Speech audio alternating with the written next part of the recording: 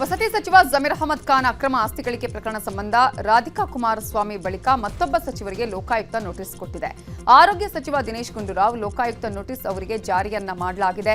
ಜಮೀರ್ ಅಹಮದ್ ಖಾನ್ ಹಾಗೂ ದಿನೇಶ್ ಗುಂಡೂರಾವ್ ನಡುವೆ ಹಣಕಾಸಿನ ವಹಿವಾಟು ನಡೆದಿರುವ ಹಿನ್ನೆಲೆಯಲ್ಲಿ ಲೋಕಾಯುಕ್ತ ಅಧಿಕಾರಿಗಳು ವಿಚಾರಣೆಗೆ ಹಾಜರಾಗುವಂತೆ ನೋಟಿಸ್ ಕೊಟ್ಟಿದ್ದಾರೆ. ನೋಟಿಸ್ ಜಾರಿ ಮಾಡಿದ ಬೆನ್ನಲ್ಲೇ ವಿಚಾರಣೆಗೆ ಹಾಜರಾಗಲು ಕಾಲಾವಕಾಶ ನೀಡುವಂತೆ ದಿನೇಶ್ ಗುಂಡೂರಾವ್ ಮನವಿಯನ್ನ ಮಾಡಿಕೊಂಡಿದ್ದಾರೆ. ಬಿಡದಿ ಟೌನ್ಶಿಪ್ಗೆ ಭೂಮಿ ಕೊಡಲು ರೈತರು ಸುತಾರಾಂ ಒಪ್ಪಿಗೆ ಕೊಡ್ತಾ ಇಲ್ಲ. ಹೀಗಾಗಿ ರಾಮನಗರದ ಭೈರಮಂಗಲದಲ್ಲಿ ರೈತರು ಪ್ರತಿಭಟನೆ ನಡೆಸಿದರು.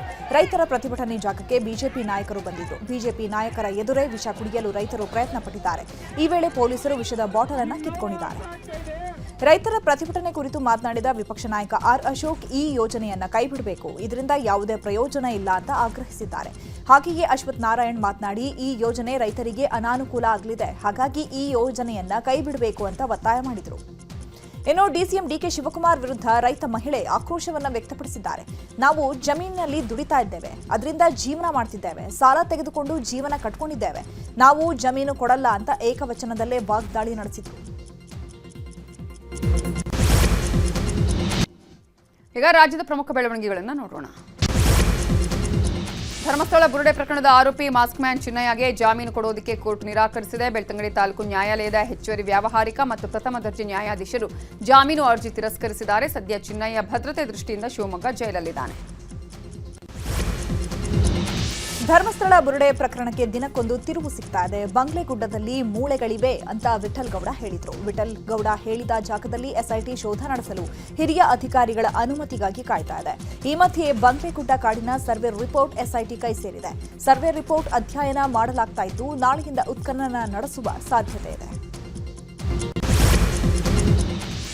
ಇನ್ನು ಧರ್ಮಸ್ಥಳ ಪ್ರಕರಣ ಹೈಕೋರ್ಟ್ ಮೆಟ್ಟಿಲೇರಿದೆ. ಧರ್ಮಸ್ಥಳದಲ್ಲಿ ಶವ ಹೂತ ಜಾಗ ಗುರುತಿಸಲು ಹಾಗೂ ಉತ್ಖನನ ಮಾಡುವಂತೆ ಇಬ್ಬರು ವ್ಯಕ್ತಿಗಳು ಅರ್ಜಿ ಸಲ್ಲಿಸಿದ್ರು. ಅರ್ಜಿಯ ವಿಚಾರಣೆ ನಡೆಸಿದ ಕೋರ್ಟ್ ಎಸ್ಐಟಿಗೆ ನೋಟಿಸ್ ಅನ್ನು ಜಾರಿ ಮಾಡಿದೆ. ಸರ್ಕಾರದ ಪರ ವಿಶೇಷ ಅಭಿಯೋಜಕ ಬಿಎನ್ ಜಗದೀಶ್ ನೋಟಿಸ್ ಅನ್ನು ಸ್ವೀಕರಿಸಿದ್ದಾರೆ. ನಾಡಿದ್ದು ಕೋರ್ಟ್ಗೆ ಉತ್ತರ ಕೊಡುವ ಸಾಧ್ಯತೆ ಇದ್ದು, ಇನ್ನು ಆಗಸ್ಟ್ 13ರಂದು ಧರ್ಮಸ್ಥಳದ ನೇತ್ರಾವತಿ ಕಾಡಿನಲ್ಲಿ ಅಕ್ರಮವಾಗಿ ಶವ ಹೂಡಲಾಗಿದೆ ಅಂತ ಎಸ್ಐಟಿಗೆ ಪುರಂದರಗೌಡ ಹಾಗೆಯೇ ತುಕಾರಾಂ ಗೌಡ ದೂರನ್ನು ಕೊಟ್ಟಿದ್ರು. ಈ ಇಬ್ಬರ ದೂರು ಪರಿಶೀಲನೆ ನಡೆಸದ ಹಿನ್ನೆಲೆ ಹೈಕೋರ್ಟ್ ಮೆಟ್ಟಿಲೇರಿದ್ರು. ಕೊತ್ತಲವಾಡಿ ನಿರ್ಮಾಪಕಿ ಯಶ್ ತಾಯಿ ಪುಷ್ಪಾ ವಿರುದ್ಧ ಗಂಭೀರ ಆರೋಪ ಕೇಳಿಬಂದಿದೆ. 3 ತಿಂಗಳ ಸಂಭಾವನೆ ನೀಡಿಲ್ಲ ಅಂತ ಕೊತ್ತಲವಾಡಿ ಸಿನಿಮಾದ ಕಲಾವಿದರು ಆರೋಪಿಸಿದ್ದಾರೆ. ನಟ ಮಹೇಶ್ ಗುರು ಹಾಗೂ ಸಹ ನಟಿ ಸ್ವರ್ಣಗೂ ಸಂಭಾವನೆ ನೀಡಿಲ್ವಂತೆ. ನಿರ್ಮಾಪಕಿ ಪುಷ್ಪಾ ನಮಗೆ ವಂಚಿಸಿದ್ದಾರೆ, ದಯವಿಟ್ಟು ಹಣ ಕೊಡಿ ಅಂತ ಸ್ವರ್ಣ ತಾಯಿ ಕಣ್ಣೀರು ಹಾಕಿದ್ದಾರೆ. ಇನ್ನು ಕೊತ್ತಲವಾಡಿ ಚಿತ್ರದ ಸಹನಟನಿಗೆ ಸಂಭಾವನೆ ನೀಡದ ಆರೋಪ ಸಂಬಂಧ ಚಿತ್ರದ ನಿರ್ದೇಶಕ ಶ್ರೀರಾಜ್ ದೂರು ಕೊಟ್ಟಿದ್ದಾರೆ. ಸಹನಟ ಮಹೇಶ್ ಗುರು ವಿರುದ್ಧ ತಲಗಟ್ಟಪುರ ಪೊಲೀಸ್ ಠಾಣೆಯಲ್ಲಿ ದೂರು ದಾಖಲಿಸಿದ್ದಾರೆ. ಮಹೇಶ್ ಗುರುಗೆ ಸಂಭಾವನೆ ಕೊಟ್ಟಿದ್ರೂ ಸಹ ಕೊಟ್ಟಿಲ್ಲ ಅಂತ ಸಾಮಾಜಿಕ ಜಾಲತಾಣದಲ್ಲಿ ವಿಡಿಯೋ ಮೂಲಕ ಆರೋಪ ಮಾಡಿದ್ದಾರೆ ಅಂತ ದೂರು ಕೊಟ್ಟಿದ್ದಾರೆ. ಇನ್ನು ನ್ಯೂಸ್ 18 ಜೊತೆ ಸಹನಟ ಮಹೇಶ್ ಗುರು ಮಾತನಾಡಿದ್ದಾರೆ. ಕೊತ್ತಲವಾಡಿ ಸಿನಿಮಾಗೆ ನಿರ್ದೇಶಕ ಶ್ರೀರಾಜ್ ನನ್ನ ಆಯ್ಕೆ ಮಾಡಿದ್ರು. ತಿಂಗಳಿಗೆ 25,000 ಸಂಭಾವನೆ, ಡೈಲಿ 1,000 ನೀಡುವುದಾಗಿ ಒಪ್ಪಂದ ಆಗಿತ್ತು. ಒಪ್ಪಂದದಂತೆ 3 ತಿಂಗಳು ಅಧಿಕ ಸಿನಿಮಾದಲ್ಲಿ ಕೆಲಸ ಮಾಡಿದ್ದೇನೆ.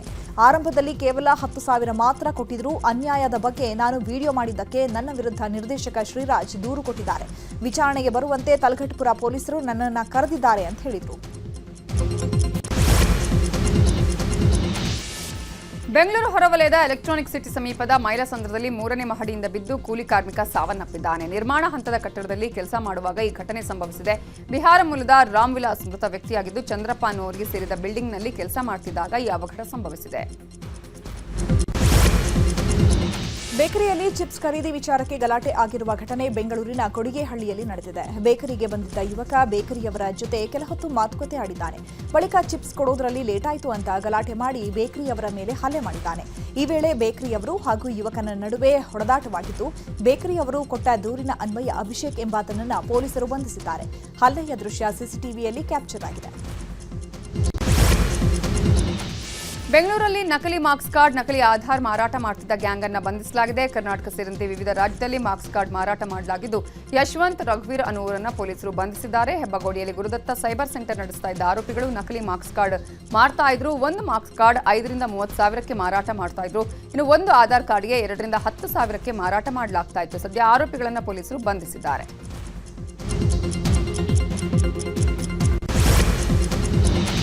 ಚಿನ್ನಾಭರಣ ಕರಗಿಸಿ ಗಟ್ಟಿ ಮಾಡಿಕೊಡ್ತೀವಿ ಅಂತ ಹೇಳಿ ವಂಚನೆ ಮಾಡ್ತಾ ಇದ್ದ ಆರೋಪಿಗಳನ್ನು ಬೆಂಗಳೂರು ಹಲಸೂರು ಗೇಟ್ ಪೊಲೀಸರು ಬಂಧಿಸಿದ್ದಾರೆ. ಮುಖೇಶ್ ಜೈನ್ ಹಾಗೂ ಮನೀಶ್ ಜೈನ್ ಬಂಧಿತ ಆರೋಪಿಗಳಾಗಿದ್ದಾರೆ. ಚೆನ್ನೈನಿಂದ ಬೆಂಗಳೂರಿಗೆ ಬಂದು ಚಿನ್ನಾಭರಣ ಕೊಂಡೊಯ್ದು ಗಟ್ಟಿ ಮಾಡಿಕೊಡಲಾಗ್ತಾ ಇತ್ತು. ಇದೇ ರೀತಿ ನಗರದ ಪೇಟೆಯ ಸಜಾಲ್ ಅನ್ನೋರ ಬಳಿ ಚಿನ್ನಾಭರಣ ಕೊಂಡೊಯ್ದು ವಂಚನೆ ಮಾಡಿದ್ದಾರೆ. ಸದ್ಯ ಸಜಾಲ್ ಕೊಟ್ಟ ದೂರಿನ ಅನ್ವಯ ಆರೋಪಿಗಳನ್ನು ಬಂಧಿಸಿ ಬಂಧಿತರಿಂದ ಬರೋಬ್ಬರಿ 240 ಗ್ರಾಂ ಚಿನ್ನಾಭರಣ ವಶಕ್ಕೆ ಪಡೆಯಲಾಗಿದೆ. ಉತ್ತರಾಖಂಡ್ನಲ್ಲಿ ಮತ್ತೆ ಮಳೆ ಅಬ್ಬರಿಸ್ತಾ ಇದೆ. ಡೆಹ್ರಾಡೂನ್ನ ಸಹಸ್ರಧಾರಾದಲ್ಲಿ ಮೇಘಸ್ಫೋಟ ಸಂಭವಿಸಿದೆ. ಪರಿಣಾಮ ದಿಢೀರ್ ಪ್ರವಾಹ ಉಂಟಾಗಿ ಹಲವರು ನಾಪತ್ತೆಯಾಗಿದ್ದಾರೆ. ತಸ್ಮಾ ನದಿ ಉಕ್ಕಿ ಹರಿದು ಐತಿಹಾಸಿಕ ತಪಕೇಶ್ವರ ಮಹಾದೇವ ದೇಗುಲ ಜಲಾವೃತವಾಗಿದೆ. ಸಹಸ್ರಧಾರಾದಲ್ಲಿ ಜನ ಊರು ತೊರೆತಾ ಇದ್ದಾರೆ. ಇನ್ನು ಉತ್ತರಾಖಂಡ್ನಲ್ಲಿ ಪ್ರವಾಹದಿಂದ ಹಾನಿಗೊಳಗಾದ ಸ್ಥಳಗಳಿಗೆ ಸಿಎಂ ಪುಷ್ಕರ್ ಸಿಂಗ್ ಧಾಮಿ ಭೇಟಿ ನೀಡಿ ಪರಿಶೀಲಿಸಿದ್ದಾರೆ. ಕೇಸರ್ವಾಲ, ಮಾಲ್ದೇವಟ ನಗರದಲ್ಲಿ ಮಳೆಯಿಂದ ಉಂಟಾದ ಹಾನಿ ಕುರಿತು ಪರಿಶೀಲನೆ ನಡೆಸಿದ್ದಾರೆ.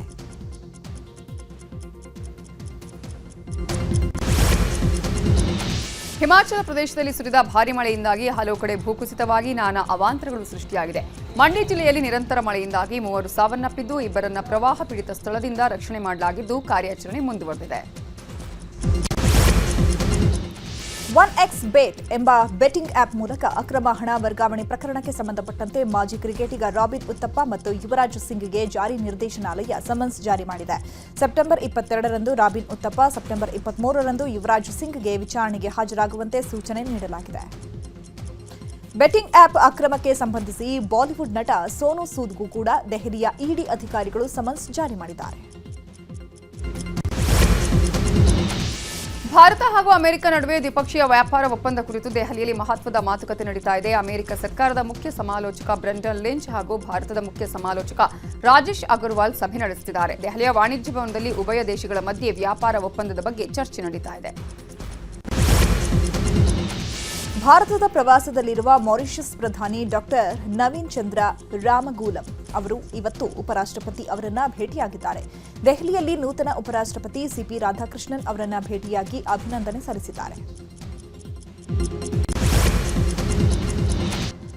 ಈಗ ವಿದೇಶ ಸುದ್ದಿಗಳನ್ನು ನೋಡ್ತಾ ಪ್ಯಾಲೆಸ್ತೈನ್ನ ಗಾಜಾ ಮೇಲೆ ಇಸ್ರೇಲ್ ಪಡೆಗಳು ಮತ್ತೆ ಮುಗಿಬಿದ್ದಿವೆ. ಗಾಜಾ ನಗರದ ಮೇಲೆ ಬಾಂಬ್ ದಾಳಿ ಆಗಿದ್ದು 62 ಜನ ಮೃತಪಟ್ಟಿದ್ದಾರೆ, 106 ಜನ ಗಾಯಗೊಂಡಿದ್ದಾರೆ. ಅಮೆರಿಕದ ವಿದೇಶಾಂಗ ಕಾರ್ಯದರ್ಶಿ ಮಾರ್ಕೊ ರುಬಿಯೋ ಅವರು ಅರಬ್ ಇಸ್ಲಾಮಿಕ್ ಶೃಂಗಸಭೆಯಲ್ಲಿ ಪಾಲ್ಗೊಳ್ಳಲು ದೋಹಾಗೆ ತೆರಳಿದ ಬೆನ್ನಲ್ಲೇ ಗಾಜಾ ಮೇಲೆ ಇಸ್ರೇಲ್ ಅಟ್ಯಾಕ್ ಮಾಡಿದೆ.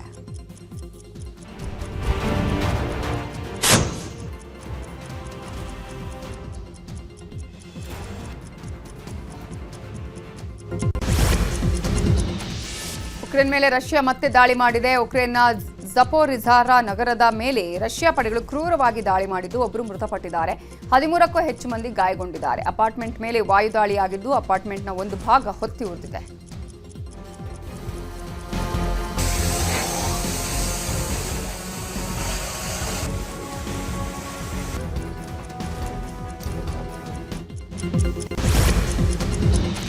ಅಮೆರಿಕದ ಬಲಪಂಥೀಯ ಕಾರ್ಯಕರ್ತ ಚಾರ್ಲಿ ಕಿರ್ಕ್ ಹತ್ಯೆಯಿಂದ ಡೊನಾಲ್ಡ್ ಟ್ರಂಪ್ ಆಡಳಿತ ತೀವ್ರ ನೊಂದಿದೆ. ತನ್ನ ಕಟ್ಟ ಬೆಂಬಲಿಗನನ್ನ ಕಳ್ಕೊಂಡ ದುಃಖದಲ್ಲಿರುವ ಟ್ರಂಪ್ ಆಡಳಿತ ಚಾರ್ಲಿ ಕಿರ್ಕ್ ಹತ್ಯೆಯನ್ನ ಸಂಭ್ರಮಿಸುವ ವಲಸಿಗರಿಗೆ ಗಂಭೀರ ಎಚ್ಚರಿಕೆ ನೀಡಿದೆ.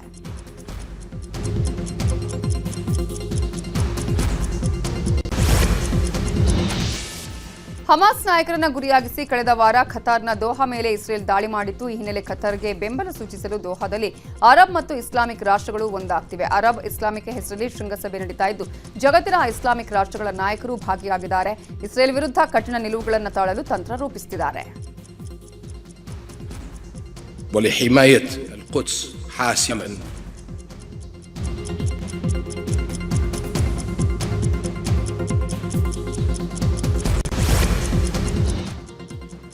ಇವಿಷ್ಟು ಈ ಹೊತ್ತಿನ